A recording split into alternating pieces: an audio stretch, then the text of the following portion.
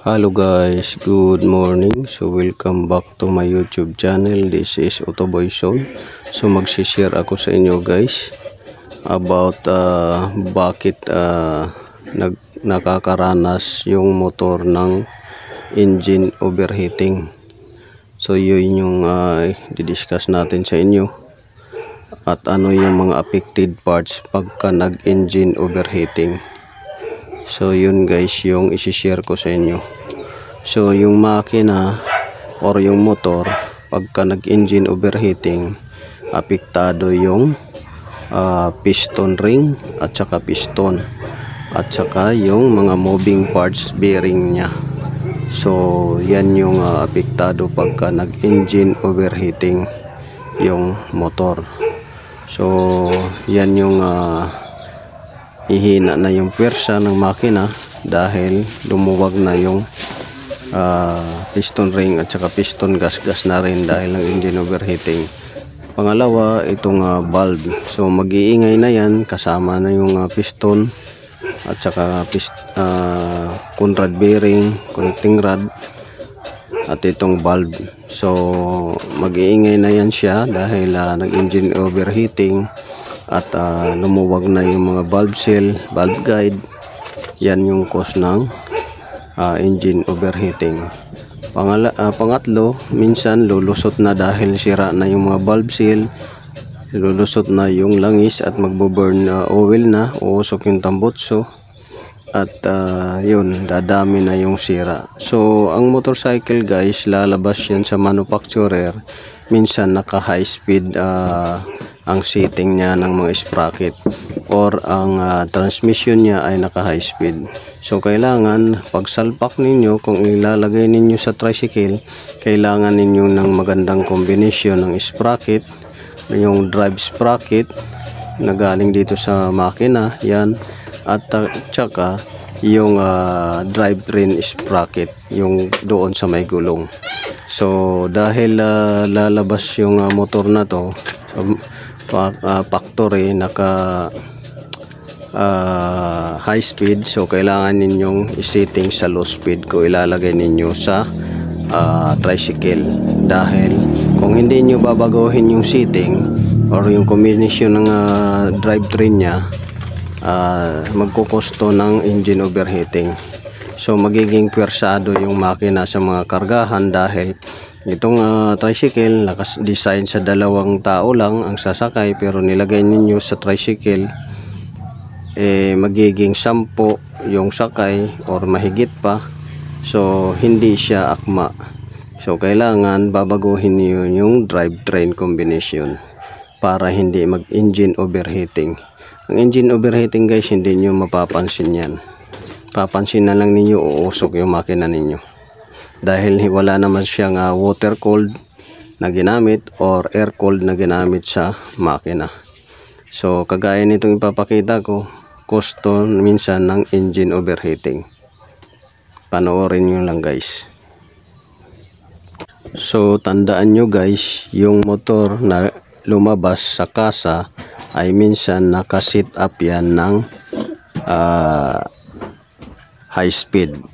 Kung gagamitin nyo sa tricycle, dapat i-convert nyo sa low speed para hindi pwersado yung makina. So yung makina hindi water cooled, hindi air cooled na kayang palamigin siya. So magdepende lang yan sa engine oil nya at atmosphere condition para lumamig yung makina. Pero kung pwersado yung makina niyo, masisira talaga dahil naka high speed siya, hindi siya naka-intended para sa tricycle yung setup niya. Hello guys, good morning. So welcome back to my YouTube channel. This is Otoboy Zone. So may complaint at concern dito yung may-ari ng Badja. Bakit daw mausok? So minsan ang dahilan nito guys, external parts, hindi internal parts. So ito yung may sala. So bibiyakin na natin to. So ayan,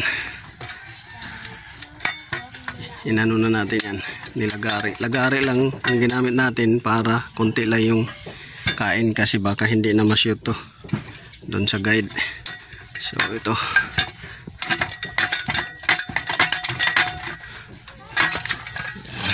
parang ayaw pa yata guys, pumayag. Oh, yun guys, pumayag na. So yan yung laman. So ito silencer, yan tawag dyan, silencer. So ito yung sinasabi ko sa inyo, ilawan natin, carbon. Pag napuno to ng carbon, mausok. Pag mapuno rin ng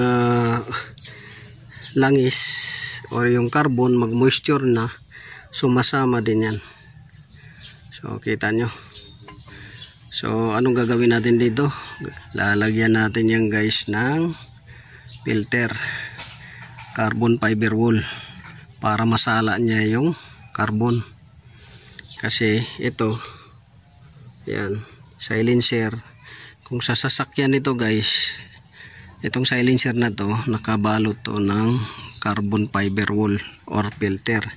Ngayon papasakan natin yan para smooth, walang lalabas na carbon powder, wala ring lalabas na usok na maitim at puti.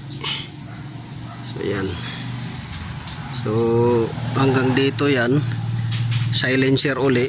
So ang gagawin natin dito, baka kakatingin din natin to.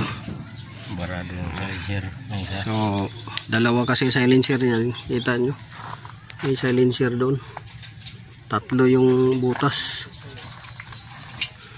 So dalawang hati na naman tayo nito guys, dito na naman tayo magbiyak nito. Tapos tapal natin, lagari lang din. So yan, dito kasi ito silencer din yan. Kung sa sasakyan to, catalytic to. Ito dito catalytic, pero silencer din yan. So yan, yan yung dahilan kung bakit mausok yung motor. Tapos pagka tinanggal mo yung tambutso, walang usok. Kasi ito yung may sala rin. So dapat dito hatiin nga natin na sana dito para malinis din to, dahil silencer din dito. Pero di na natin itong pakialaman, dito tayo sa dalawang silencer kasi mas malaki yung compartment nya. Yan, mayroon dito.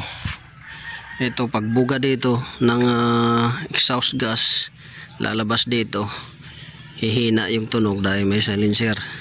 Kaso maiimbak dyan yung carbon, yun yung time na lalabas. At yan o, yan yung cause ng mausok na puti at itim. So yan, sana may nakuha kayong konting knowledge dito guys. This is Autoboyson. Maraming salamat sa pakikinig, panonood. God bless you all. So yun, lalagyan natin carbon fiber wool, kakatingin dito another carbon fiber wool. Ito dito ipaplasing lang natin hanggang doon. Mayroon din dito silencer kagaya nito, silencer. So yun,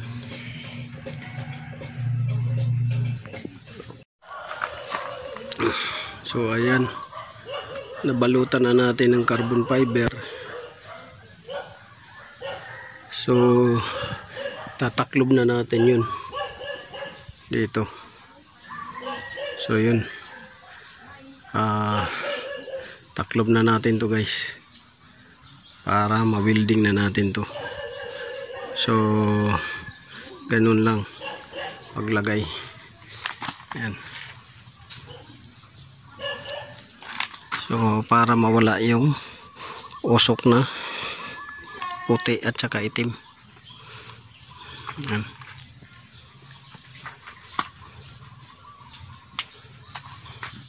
Carbon fiber wool. So dito. Ayan. binasa natin para hindi magsiliparan.